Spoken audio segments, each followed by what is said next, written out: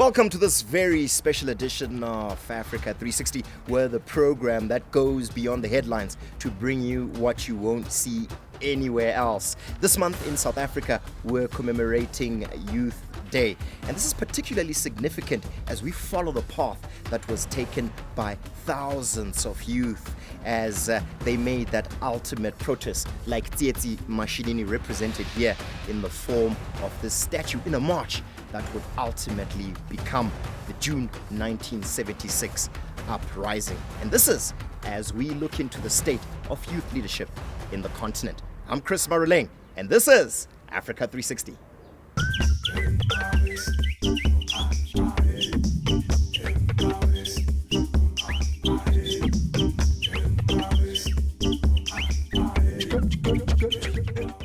June is a historic month here in South Africa with a focus on youth. In 1976, a group of youth gathered here, some as young as 14 in places like Soweto, where we are today, and indeed in other townships right across South Africa, to protest against the substandard nature of the education system in South Africa.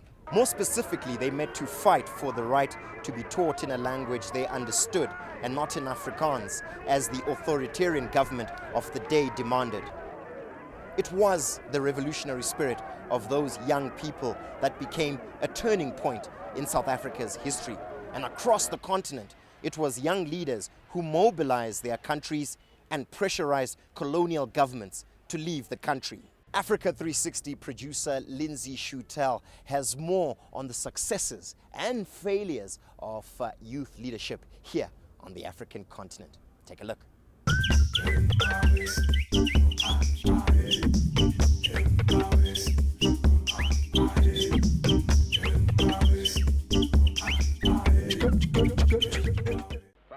Idealistic, charismatic, tactical, and undaunted.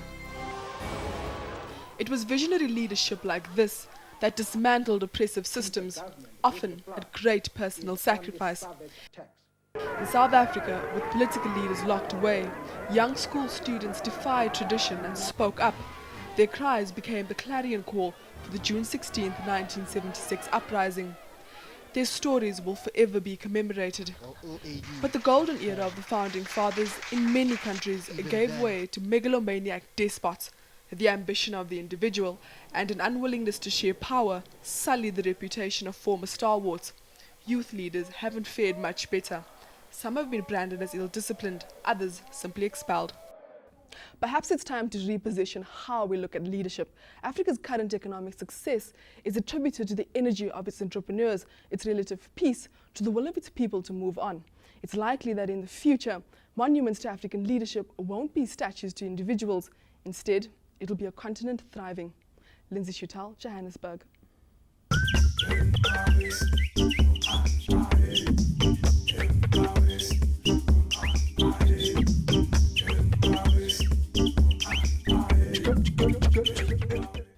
Well, that was Lindsay Schutel bringing us that report. Many thanks. I'm now joined by a very eminent panel of young people to discuss the state of youth leadership in South Africa and indeed on the African continent. I'm joined by Zaman Ndlovu, who is from the Youth Lab, and Mordecai Shumba, who is president of the Organization of African Youth, and also by Ngwaku Silamulela, who is the president of SASCO, and Ndlelenhle Zindela, who is an activist representing the Young Professionals and Entrepreneurial Forum. And last but not least, I'm joined by Dakalani Maliva, who is from the African Leadership Academy. So without further ado, let's get straight into our discussion. Well, we're coming to you from Morix Isaacson High School here in Soweto. We are standing just under the bust, in fact the statue of ep24 Mashinini, who was one of the leaders who led that 1976 march. And I think it's appropriate that we hold this conversation here as we begin to commemorate Youth Day. And let me start with you, Zama.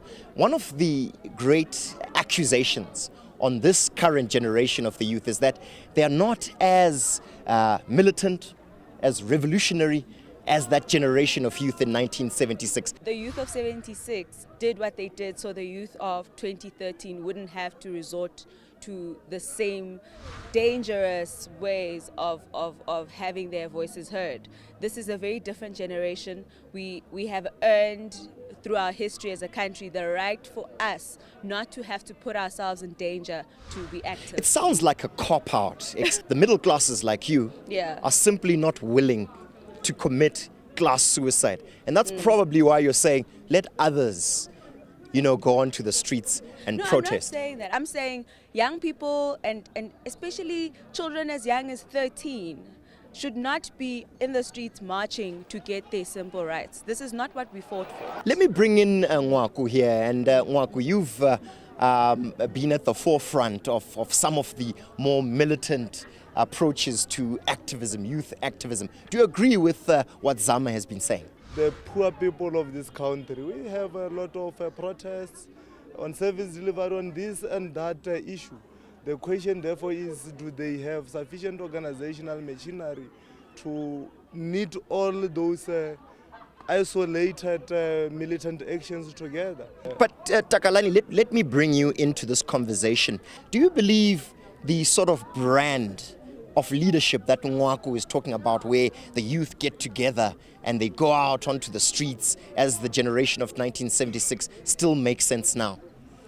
I would say there is definitely a need for organizational structure, as he had mentioned, but I believe there are more amicable ways of solving problems. So in some cases, it is necessary for the young people or the youth, since they're speaking to people who have gone through the militant structure of doing things, they do not know of hearing of another way. Yes. So in most cases, this almost feels like the best way to do it, but I definitely feel there are more amicable ways of doing it. In interesting statements, and let me bring in Mordecai Shumba. Mordecai, you actually had to leave your country because of your opposition to the regime in that country. And you're a youth. Yes. Do you believe that, in actual fact, the youth are doing enough in your country and in the rest of the continent? If we compare the youth of today and the ones of 1976, the problems were very different. Right now, our governments are now more African, and they are more inclusive of the majority of African people. So we as young people have been giving them slack, believing that they have got our interests at heart. The only thing that is needed is a national agenda that is probably even agreed upon by young people today to say, this is what we are fighting for. In Zelenhle, you represent young professionals and young entrepreneurs. Do you find that government and government policies are really enabling of young entrepreneurship? We have very good government policies, but they are fragmented. If you have a young person who wants to be in business, they've got more disadvantages than advantages. For example, things like finance, expertise, and all those kind of things. So we need to address those very issues. If you are serious about, doing away with the marginalization that the youth faces today. Nwaku, you want to say something? Let me attempt to throw a cat among the pigeons. There are serious issues that relate to the legacy of colonialism. These include property succession. A black fellow like myself, probably from Soweto, is not in the same condition with the person he enters into employment with who inherits a house. I must not buy a house. We have a situation where we have not accepted these conditions and therefore needed economic policies that give advantage to the same people who were advantaged before. We've raised a lot of challenges, a lot of problems, but I don't hear anyone giving me solutions to the economy, to the political situation, to the state of disenfranchisement that many of the youth in this country and in Africa feel. Mordecai.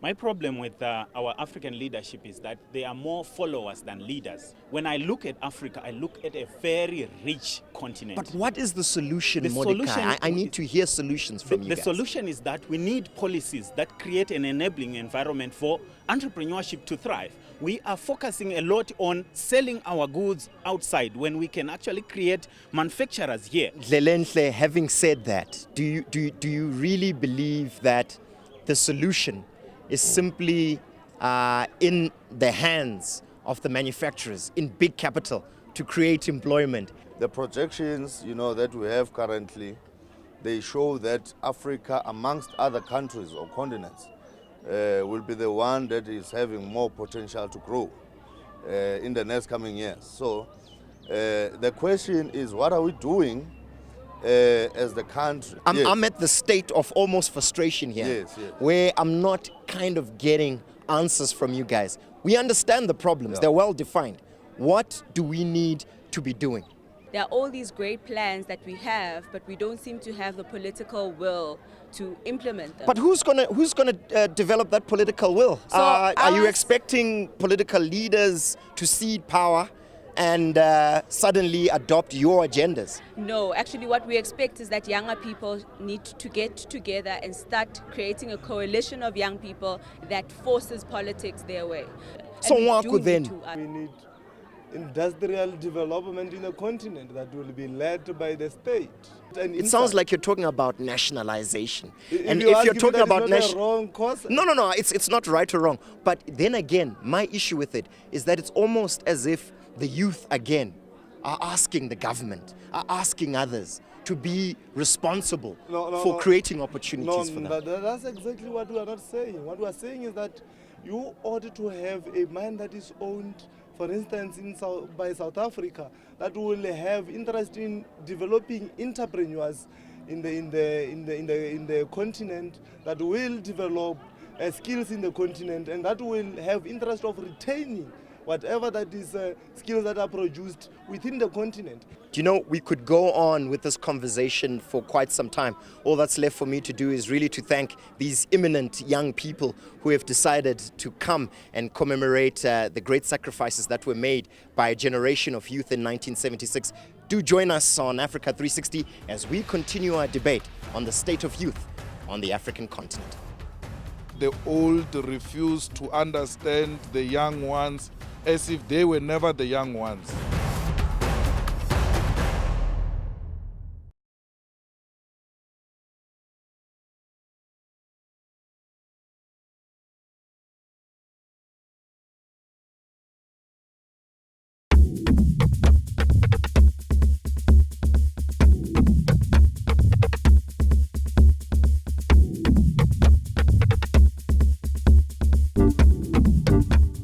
Welcome back. If you're just joining us, this is Africa 360. This week, we're looking into the state of youth leadership on the African continent. We're coming to you from the Hector Peterson Memorial, which was put up to commemorate a youth who was killed by apartheid forces here in South Africa. I'm joined by an eminent panel of young leaders. I have Julius Malema and Musi Maimane from the Democratic Alliance joining us here today. Let me start with you, Julius. What should be the focus of the youth in contemporary Africa, particularly here in South Africa? The current struggle is economic struggle. President Mandela, President Robert Mugabe, and all of them have ushered in a political freedom. But you know that imperialist forces and colonizers still control the mineral resources of Africa.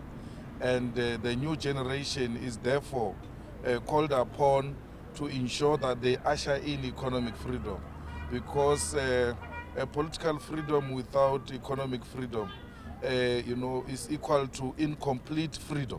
Let me bring in Musi Maimane. What should the youth be seized with We hold the absolute view that the success or the thrive is when we give opportunity to young people in order for them to start their own businesses. That's the first challenge.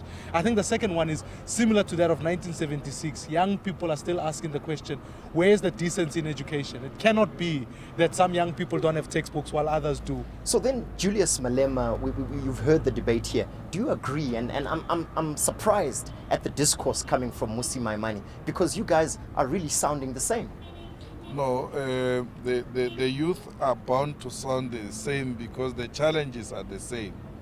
You're talking unemployment is an economic crisis. You're talking the quality of education is an economic crisis. Because without proper education, there will never be a sustainable democracy, which is what Tsietsi Mashinini and them, fought for. When you were still the leader of the Youth League, the ANC Youth League, that is, you were quickly developed as a rebel, as a revolutionary, as a militant. The old refuse to understand the young ones as if they were never the young ones. And the young ones have got no responsibility to understand the old ones because they were never the old ones. So the old ones, by experience, should know that a revolutionary young person conduct himself or herself in this particular way and give that space. Musi Maimane, one of the key debates that we had with another group of young leaders, one of them put forward to us the suggestion that in actual fact, one of the key ways of increasing youth employment, allowing for entrepreneurship opportunities for the youth, is for the state to become more involved. I don't discount what role the state must play. I don't discount that at all. I understand it must be strategic. But I equally don't agree with the view that says state must be the employer. Because what happens is that you end up running a welfare state. And many African states can teach us that. You can go to Swaziland, where the bulk employer is the state. And so when the state cannot support that, you end up with new problems. What government's pivotal role must be, particularly in Africa, must be one where you create the policy framework and the environment whereabouts entrepreneurship can pass. Julius Malema, do you agree with this perspective put forward by Musi Maimane? I don't agree. I mean, the state has got a responsibility to run the economy of the country. And the ownership of the mineral resources of our country, including the means of production, guarantees us of the sovereignty of our own state. If there is not going to be a deliberate decision by the state to intervene in running the economy, then we must know that for the next 100 years, the ownership patterns will look the same way as they were during the times of colonialism. So, gentlemen, there is a level of disagreement here. I just want you, very quickly, Julius Malema and Musi Maimane, to give us what you believe should inspire and indeed encourage youth in the 21st century towards change and empowerment. Musi. Young people must never shy aside from taking their issues seriously. Young people have got powerful examples of incredible success when they get into the classroom, when their education is delivered. Young people are incredible innovators, and we need to give them the space to do so. We need to see 1 million entrepreneurs in the next number of years. But I think ultimately young people need to take up the lead, need to be able to be in the corridors of parliament, need to be in the corridors of streets, to be able to stand up and say, our future here, particularly in the developing economy where the average age is so young, it is incumbent then that young people stand up and say, we will take our agency back so as to contend for our freedom. Julius Malema. The young people must rise and demand economic freedom. It is their turn to own their land. It is their turn to own their mines. It is their turn to own all the necessary tools which leads to the means of production. The 1976, yes, they spoke about Africans, but the real issue was the defeat of apartheid, and they ushered in, the uprising ushered in a democratic dispensation in 1994. What is our challenge today? How do we want to be described as the youth? We want to be described as economic freedom fighters. Let us be authentic in fighting battles of the generation of today.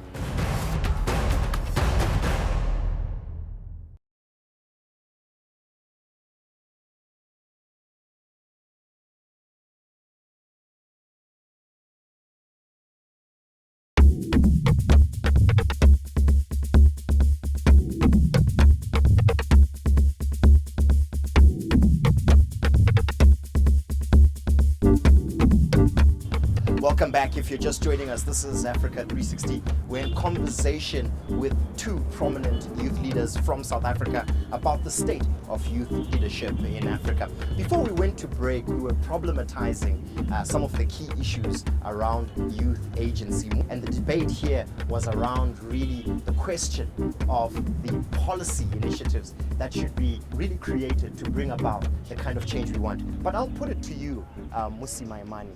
Youth leaders haven't done enough to be at the forefront, particularly your own party. Am I correct to say that, Musi? No, I think you're completely incorrect in this regard. As I pointed out earlier, that rather than having parallel structures where there's a senior mother body of the party and then there's a youth league, we understand that those serve a particular purpose, but we've absorbed key young people to take up very critical positions in positions that are senior. So in fact, our economic policy was written by a group of young people who got together and said, what are the responses to the issues that young people are at? In fact, the campaign for a youth wage subsidy, whether we agree with whether that works or not, the fact of the matter is that it was driven by young people. Julius Malema, one of the key things that has been raised by Musi Maimani has been the state of youth in the labor market.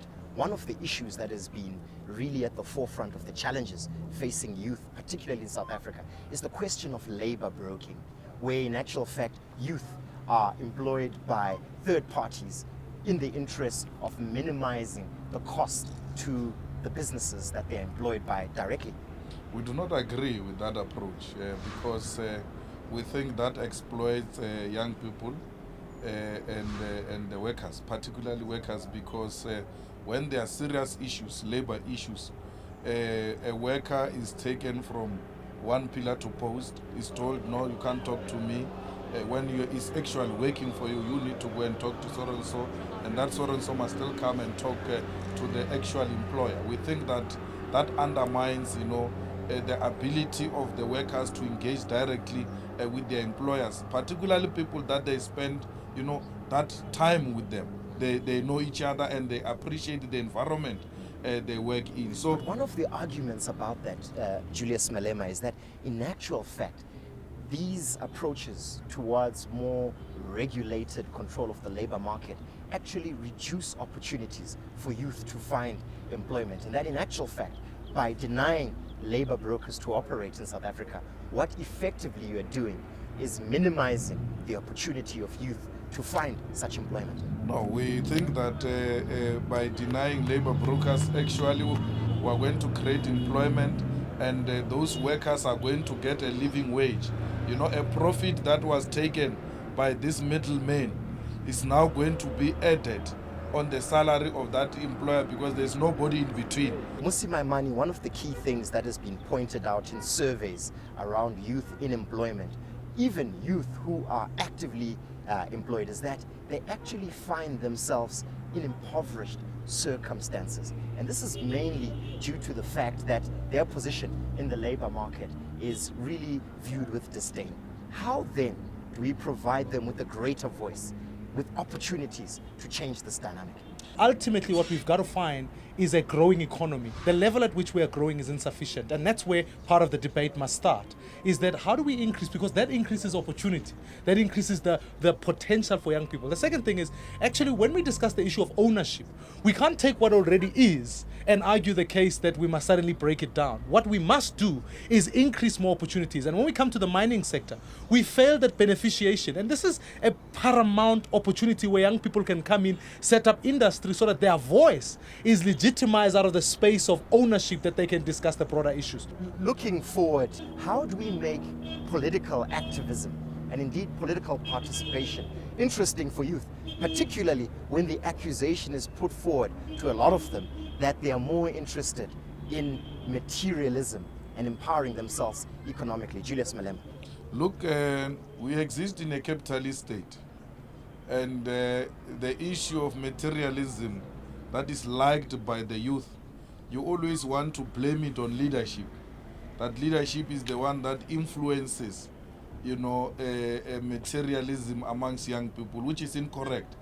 The system we have of the economy promotes that type of conduct, and it is for political formations to rise above and instill the political culture and culture of political activism through political programs and not through television interviews. We must go down to the ground, we must engage the youth, and we must introduce the method, political method that are youthful. And that's why I spoke of a terrain of struggle having changed. You can't use the old method. And that's why we have taken it upon ourselves, even when we're still in the ruling party, to preach to the youth that actually the most difficult struggle has just begun. The economic struggle. Musi Maimai, what do you believe? The questions today are different. The questions today need unique answers. And I think sometimes what political parties fail at doing is that we pose questions that answer previous generations' questions rather than in actual fact talking about the issues that are touching base where young people are at. Mature political discourse in the very issues that young people are interested in, rather than in some ways fighting battles of previous generations. Let us be authentic in fighting battles of the generation of today. Well, gentlemen, thank you so much for joining us on Africa 360 and sharing those key insights. If you would like to continue the debate on Africa, you can certainly do so by following us on Facebook. You can also join us on Twitter, and indeed you can drop us an email on africa360@enca.com. And remember, you are the voice of Africa, so we would certainly like to hear from you in upcoming editions of our program, Africa 360. So until next time, we look forward to bringing you Africa like you've never seen it before. You take care.